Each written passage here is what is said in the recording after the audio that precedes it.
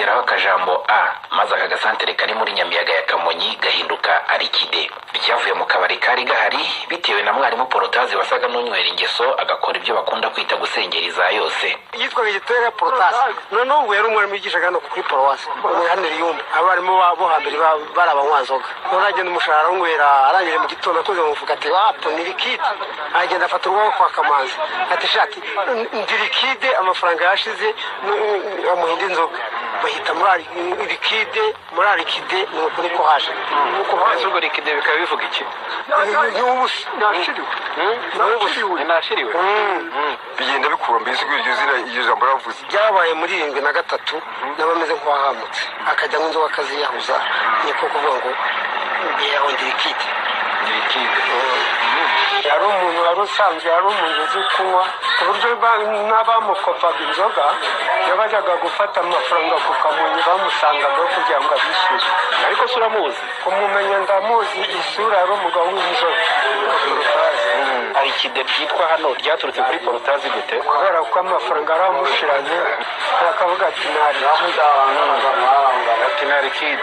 Iyi santere yitwa Arikide. Amakuru ufite wowe ngo iri jambo ko atari Ikinyarwanda byaturutse ko umugabo wari umaze kuhanywera amaze gushirirwa naho yikopesheje baramubwira bati ntabwo dukopa. None avuga ati se bumuvuga ko bibaye Arikide nta kintu gifite.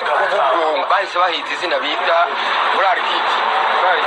Ati Arikide nyine ubwo ngo niko bimeze birangira bavuze ngo bibaye Arikide.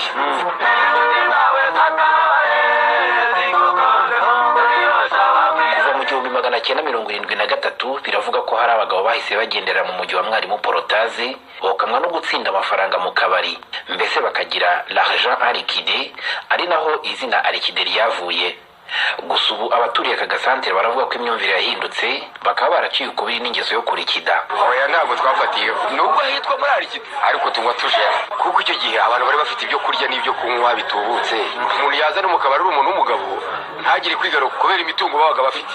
Abati ndanywa mpaka ntabwo iki gihe nta mitungo yabaye mikeya ukavuga utese nimara kuturangiza urwo biragenda bite ukagerageza kwifata ukanywa dukeyi utwushoboye nyine kugira ngo no mu rugo bagire icyo babona. Tukirinda kurikida kuko urikize mu rugo bwakizatongora abana bamera nabi nta mwambaro nta sabune nta tubuto two kwisiga nta kintu wabona. Uririnda ukavuga uti ibyo byose niba ari n'igihumbi ndakijera uko kiri mbashe gufata wenda icupa rimwe cyangwa abiri andasigaye nyakoreshe gahunda zo mu rugo kugira ngo urugo rugende neza. Ntabwo ari Arikide. Ntabwo Arikide kuko ikigenda ari cyo kurikida.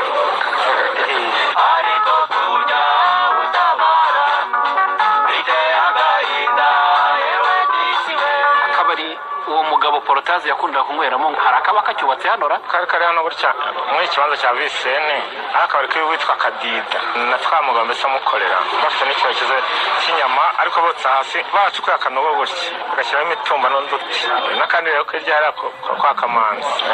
Twari turi hano none se ubundi isantere yitwaga ngo iki cyo gihe n'ubundi yitwaga Nyamiyaga nako yitwa muri Arikide. None haraza ubwo avuye guhembwa araza arishyura yari yanywereye agura n'izindi nzoga amafaranga arashira yose. Aravangwe na Arikide pe Arikide leta yitwa muri Arikide gutyo mbere nyine yitwa gutyo kubera we akabari kari hano ndanga ko kwa Kadida na twamugabo n'akandi kari ryari kwa Kamanzi. Bakwita ndi wowe nitanga rero Jean Damascene muri Arikide. Nyamara ubanza izina ryarakurikiranye neza uko mbona abantu bari mu kabari uwo ntago barikida nyine kurikida birashoboka ariko rero biterwa n'ukuntu wifite.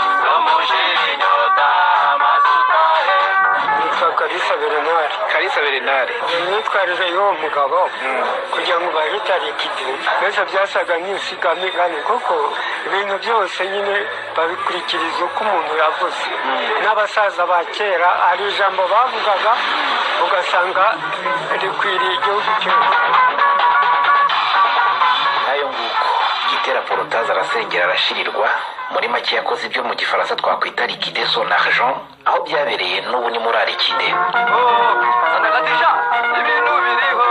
Gusa abahatuye n'ubu barakora barahinga bakeza bakagurisha imyaka bakabona amafaranga ariko ngo sayo kurikida. Reka mbifurize kuguma muryoherwa